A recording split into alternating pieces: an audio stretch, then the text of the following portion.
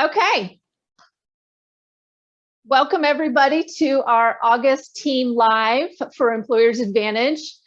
We do have a new team member, Megan Trout is joining us. It's her first week and her first Team Live. So hi, everyone. welcome. Thank you.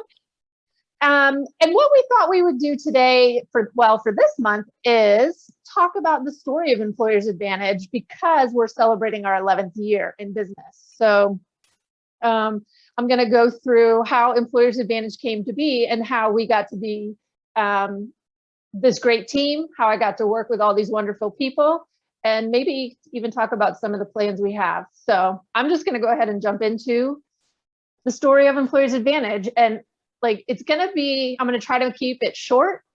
So fairly long story, as you can imagine, over the course of 11 years and almost 47 of my years. So we'll go through it because there is some personal components to it because that I had to get through those to get here. So anyway, here we go. I was born in, I'm just kidding. Just kidding.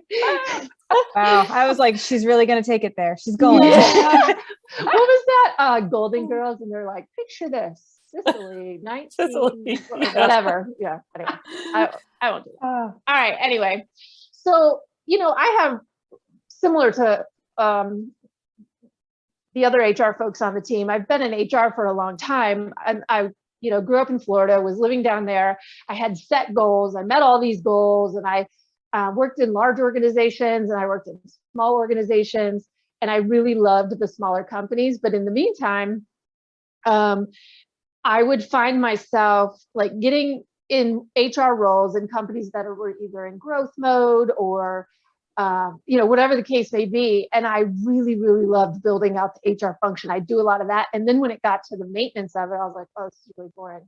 And I would go and find another job. So every few years I was getting another job because I would get forward in the maintenance of HR. So people would say, oh, you should go, you should do that for work. And I couldn't wrap my head around that, working for yourself. At the time, I really thought you had to be in a 9-to-5 full-time role, benefits, big company, all that kind of stuff. Anyway, so fast forward in 2008, and I was the director of HR and administration at a construction real estate development company in Florida. And we all know that the economy was crashing at a rapid pace in 2008.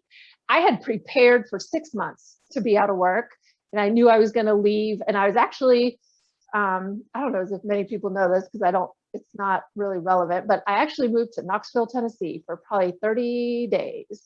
It sucked. And I immediately went back. Hope nobody listens from Knoxville. I was about to say, sorry to all our Knoxville It didn't have anything folks. to do with actual Knoxville. So we love you, Tennessee. But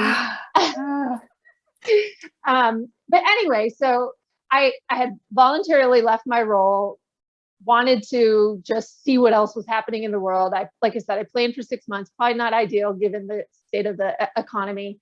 I thought I was going to move to Tennessee and, take on the world. Ended up back in Florida. And I knew I didn't want to stay there. So I was trying to figure out where I wanted to be. It ended up being North Carolina. And so I moved here in June of 2009. So from November of 2008 to June of 2009, I was living in Florida trying to get a job here, and it was impossible. And so I decided, because I was down to my last pennies, to just show up and make it happen. So I did. So I showed up, me and my dog, with not much to our name. I went to an apartment complex that I'd never seen before. I got an apartment. And so then I just started pounding the pavement looking for a job. And in the meantime, I did a lot of really odd jobs to make money because I needed to live. I learned how to coupon, if anybody's into extreme couponing. I mean, I would go to Harris Teeter, I'd get like $80 worth of groceries for $5, and I was living the dream. Anyway, I did a lot of odd jobs. I ended up working at the Speedway. I was working all of the events. I was an event staff at the Speedway, at the Dragway. I was walking around grocery stores, handing out Boar's Head samples. I even was in infomercials. A couple of you know that I was in a couple infomercials, which we Like, will go into. can you name them? Like Are I've you seen at liberty? it. Like I've seen it. It's real. Can we It's find it real. if we search it? No, she No, could. it's hidden. She could. Aw. I I need to will. link that into this video. Smash that like button. I was actually in You wanna two see those. infomercials. I was in two infomercials, and I participated in in Plus Size Fashion Week in Charlotte as a model. So I did some really cool stuff. Some neat things, yeah. It was so much fun. Anyway, I ended up getting a job as a director of HR at a company in Charlotte after 4 months of living here and having no job. And I have to tell this part because Jessica loves it. But when I lived here, because I had no money and I had to keep it tight, I didn't get cable or internet, but I had to still search for a job. So I would steal my neighbor above me's Wi-Fi, but I could only get it in the bathroom, standing on the toilet, holding my laptop, going like this. And so anyway, so I did that. But as soon as I got a job, like, a real job, I realized I did not want to do that anymore. But then I wanted to maybe start my own and help small businesses, because the other part in the back of my head was a lot of my family and friends worked at small businesses, whether medical practices or whatever, and they didn't have an HR person. And I would hear some of their stories and it was just crazy to me. And so kind of in the back of my head, I always had this, HR consulting thing, but I didn't know how to do it. So anyway, I worked full time for a year at this company in Charlotte. They were really great to me. In the meantime, in the behind the scenes, I was researching how to start a business because I had no idea how to do it. I didn't know Charlotte. I didn't know a single soul here. I didn't know how to start a business. I didn't know any of that. So I just researched the heck out of everything while I worked full time and, hoarded my pennies. I paid off the debt that I incurred from being out of work for a year previously, and then, build up enough to be able to get a website and start doing those things. So after about a year, I just did it. I designed my own logo, which of course is not the logo we have now. And I was going to start my focus on, like private practice, medical, dental, that kind of stuff. But a lot of it here was owned or purchased by the larger healthcare groups. So that really wasn't a thing.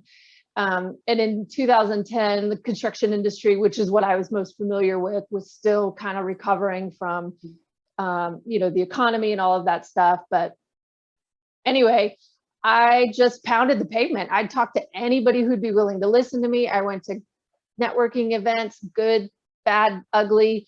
I just did everything that I could to get the word out that I was doing this. And then it got to be to a point where I was relying too much on my full-time salary, and I wasn't hungry enough to maybe be where I needed to be to continue to build the business. And so I approached the owner of that company, who, again, they were so good to me.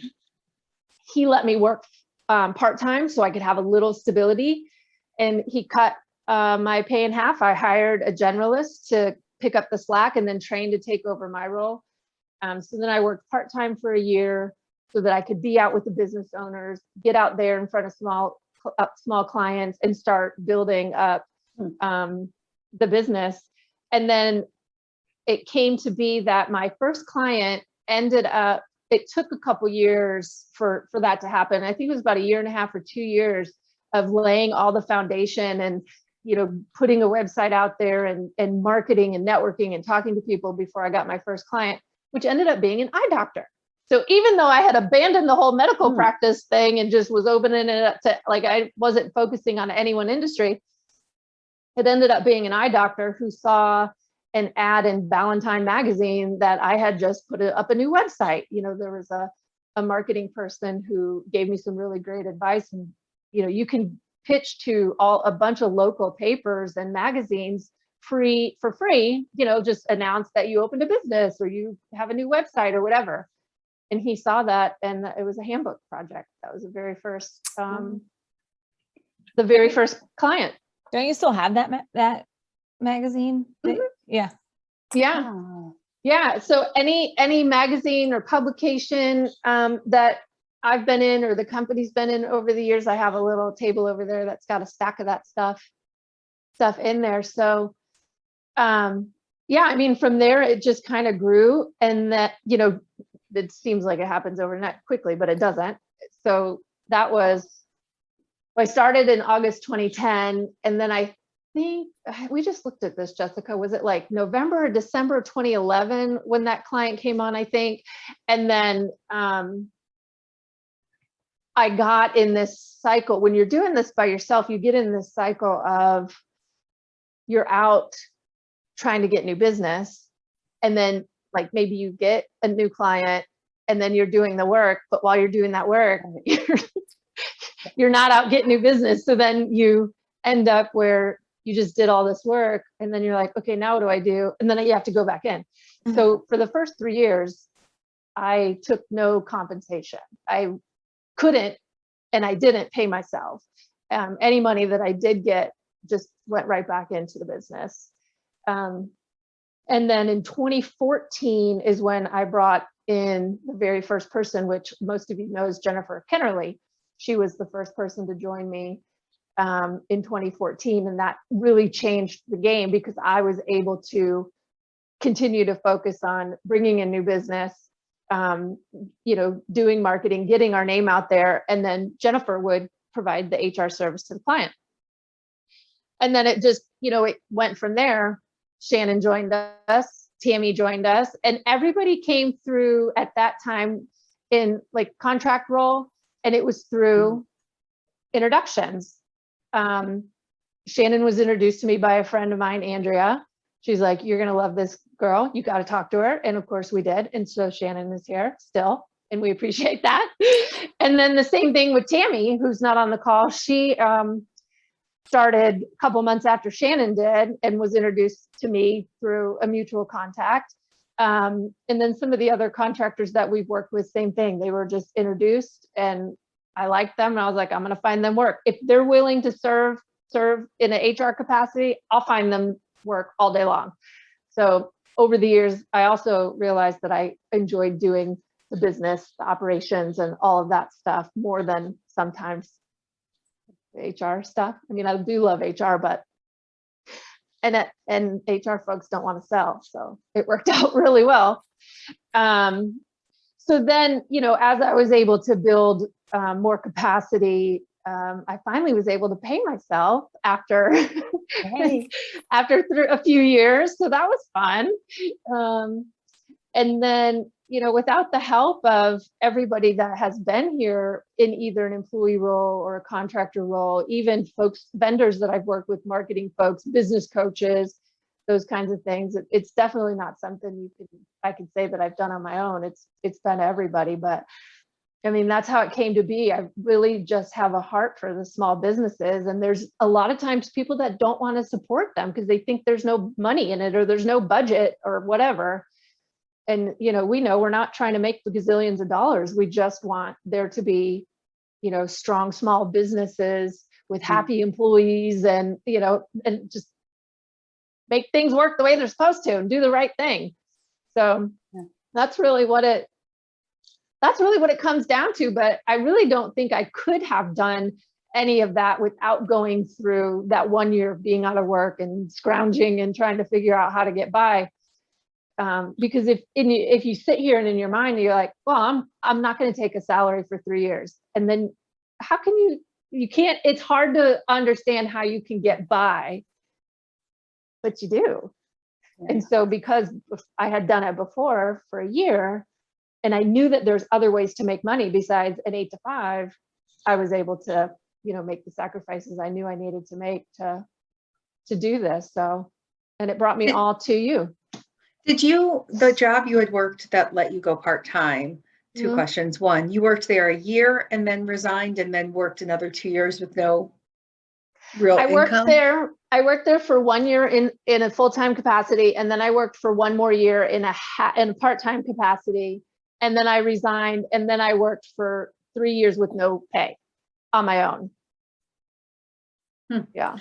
And I just asked because we always talk a lot about companies and how we would always encourage them to be flexible and accommodate employees whenever they can, and to think outside of the box for good employees in order to keep them.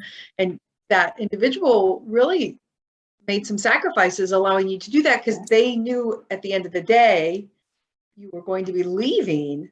Yes. But there were upsides for them to allow for a smooth transition and replace you and keep you there and happy and empower you to do your own thing. And that was, we always encourage our employers to think like that. And that was wonderful that they had done that for you.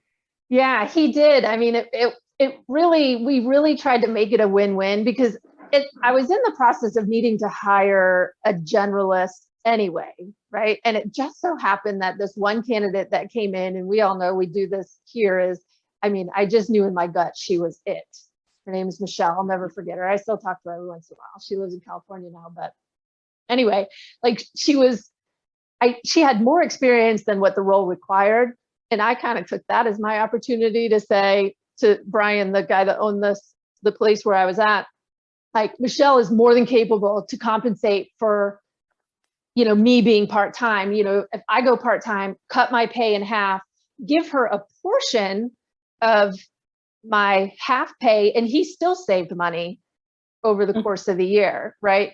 And she covered me, and then I groomed her. I mean, she was more than qualified to take over my role, but over the course of the year that I was working part-time, I trained her to take over my role. And yeah, it was a win-win. And that company hired me to do some HR projects for them after I left. They hired, Employers Advantage. So, but yeah, I don't know what I would have done. I actually was looking for part-time work, and it's hard to find a part-time professional level role, because I wanted to keep my skills up, but I also, wanted the flexibility to be able to be out in front of the people I needed to be in front of to build the business, which is funny because I ended up interviewing for a part-time HR manager role at a nonprofit in Cornelius that, like, through the course of the interview, they're like, wait a second, you have a business? Tell us about that. And I was telling them, and they're like, wow, that's so cool. And then 2 years later, I think it was, they reached out and said, hey, remember us? We need some help. And they ended up being my first full service client in 2015, which, leading up to 2015, it was a lot of projects. There was handbooks, job descriptions, and then just, random HR questions. But because I interviewed for that job years before, they remembered me, and then and then through the course of that, I was working with a business coach at the time to define packages and services. And that's when the full service department package was designed. And then that company I interviewed with ended up being our first full service client. And they were with us for 5 or 6 years until they got acquired. Wow. How did you come up with the name Employers Advantage? Oh, I don't remember. I don't I don't want to say I don't remember. I will tell you that I knew I didn't.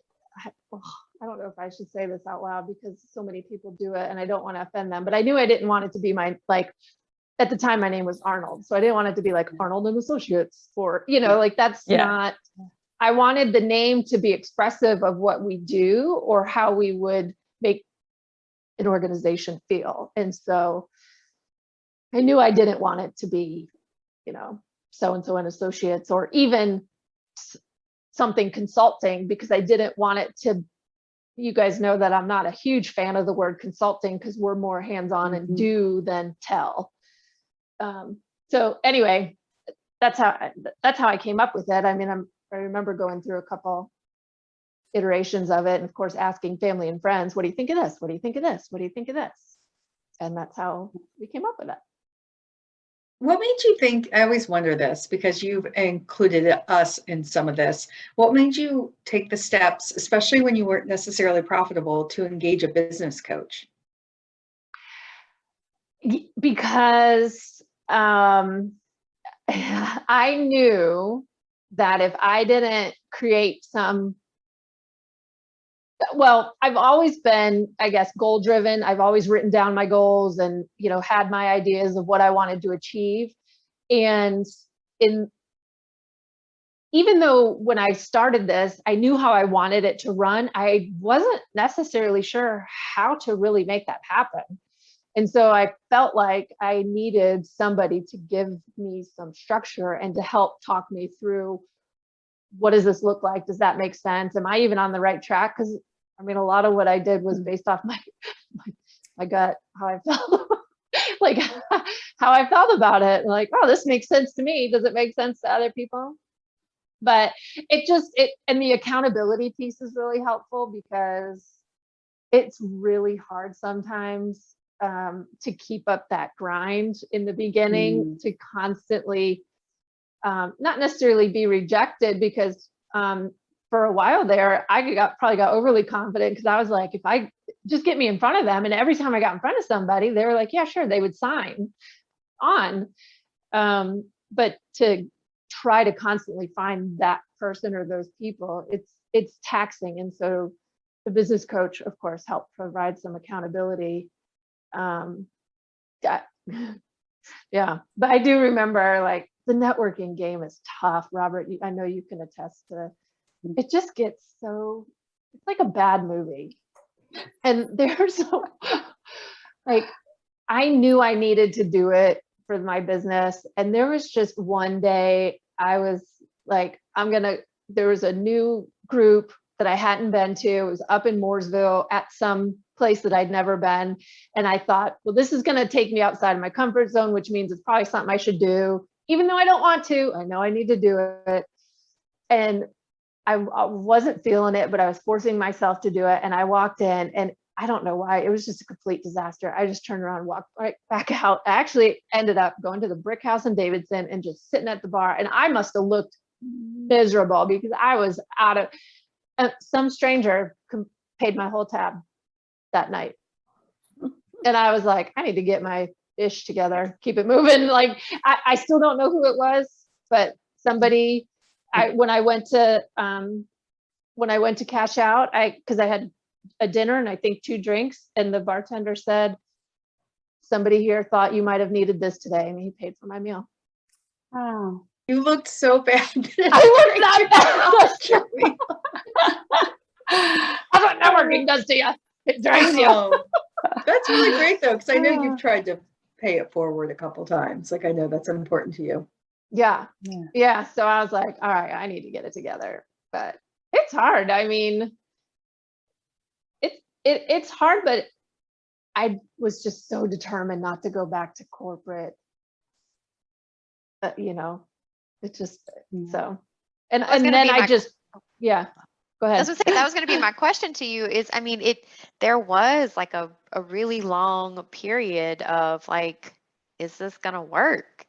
And so like, what was that motivation for you? Because I'm pretty sure I'd have been like, I'm good. I did enough. Somebody had to buy me some drinks and dinner. Like, maybe I should just call it quits. Like, this is not for me. I mean, it was sheer determination, because I started it. I didn't want to just quit. I wanted to see it through. If it was going to fail, it was going to fail with every effort I had fighting against that failure. You know what I mean?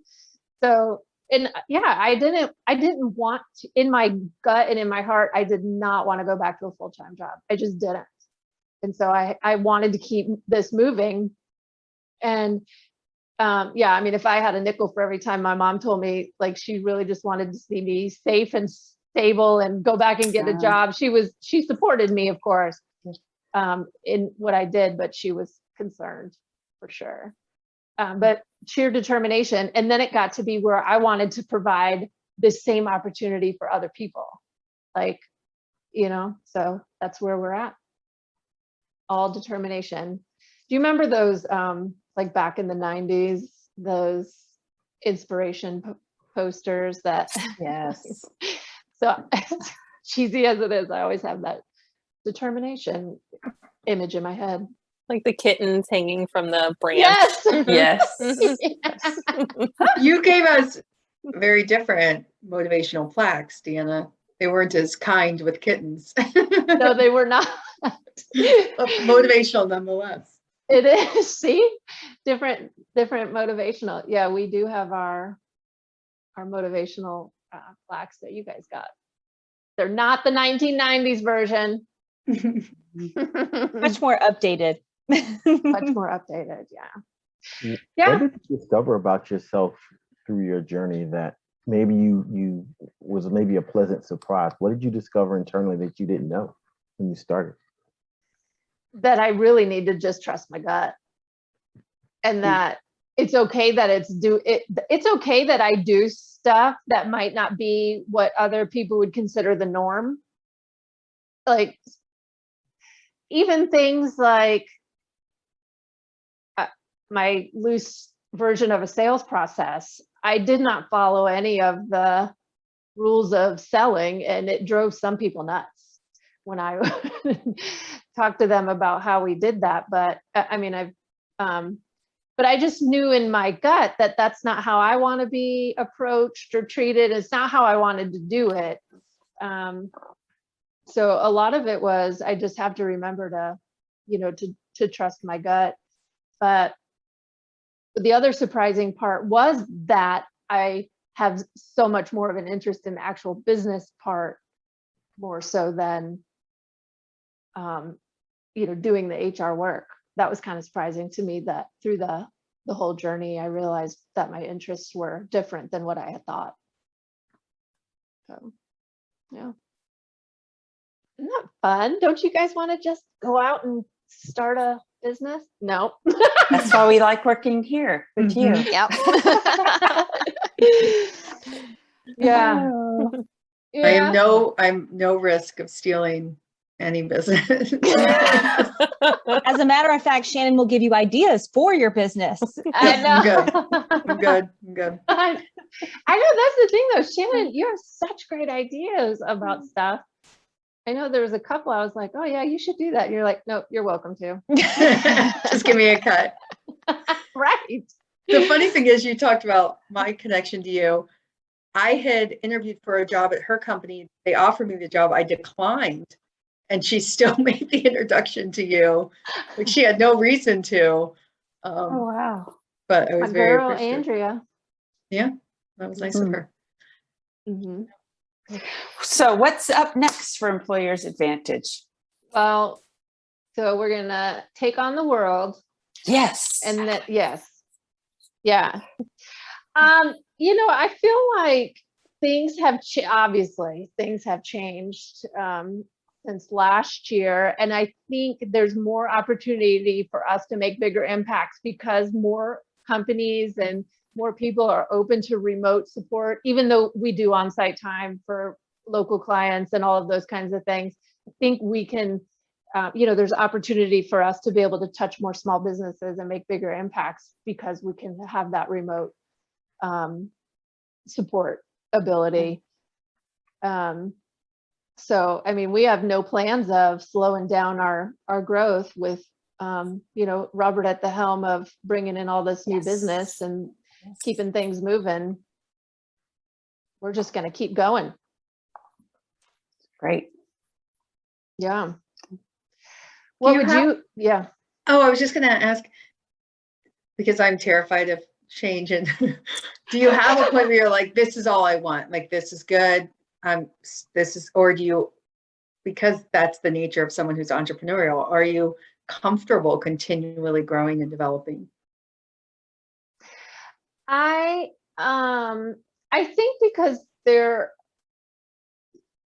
I'm comfortable continuing to grow and develop. I think if it became stagnant and I was like, I'm good, I would get bored. And I mean, of course, there's other things I want to do. I always have ideas in my head of, oh, I'd like to go start this business. I'd like to go invest in this business. I want to get involved in that. And maybe I'll do that because we've, part of our plan back in 2019, or part of my plan back in 2019, was to be less involved in the day-to-day. So the business did not rely solely on me. It shouldn't rely, solely on me, which is why all of you are competent and capable of doing your jobs and carrying things on. And And then now with Megan in the business ops role, it's going to be that much better for the business to run autonomously, hopefully. And then, we can just continue to find new opportunities to grow and expand will be my role. Or we can, open a whole nother kind of business and get into a different industry. Who knows? Possibilities are endless. No interest. Can't handle it. No. I'll work change. for you at your new business. If anybody's willing to answer this, if you could start a business, what would you do? A florist? Mm-hmm. Okay. Yep. Would love if you took that whole risk out, you could pay yourself from day one. What would you do? It's because you like flowers though, right? I would assume, not because okay. No, I don't want to have my own business and run all of that now. I love doing this, but I love being surrounded by, so if I could have an office where I was surrounded by flowers doing HR, that's probably ultimate. Oh, that sounds wonderful, Rachel. Right? You gotta get one of those flower walls like they have at some boutiques. Ooh, that's a thought. Except I killed them. But. So what about anybody else? So it's personal development. So there's the going out and speaking personal development piece, but then there's the more intimate one-on-one coaching combined with the personal development center. So there are classes that are designed to help you be confident and competent and begin to walk in that daily and just take on new challenges and look for opportunities to grow. So I don't know why you can't do that, Robert. You're well on your way. You do it internally. You just don't know it. Yeah. Yeah, you do that with us. We appreciate it. I'm not paying you for it. Thank you. Anyway, all right. Well, that was the story of Employers Advantage. Anything else anybody wants to add? Okay. Here's to the next 11. Here's to the next 11. Yay. Thank you for taking 4 or 5 years for the team. Oh, you're welcome. Right? Yeah. Thank you for the couponing and The Wi-Fi up here. standing on toilets. Working 12-hour, 16-hour shifts at the Speedway. Mhm. Yep. You're Hey, welcome. you met some really fun people though. I mean, that was great. I did meet a lot of fun people at races and at grocery stores. You'd be surprised what happens when you're walking around with a plate of cheese and chicken at a grocery store. I think I'm most surprised about like your modeling career. Like, how is that something I don't know about yet? I mean, we're going to come back to that when this isn't recorded. All right. Speaking of, let's close this out. Thank you, everybody, for joining us. We'll see you next month.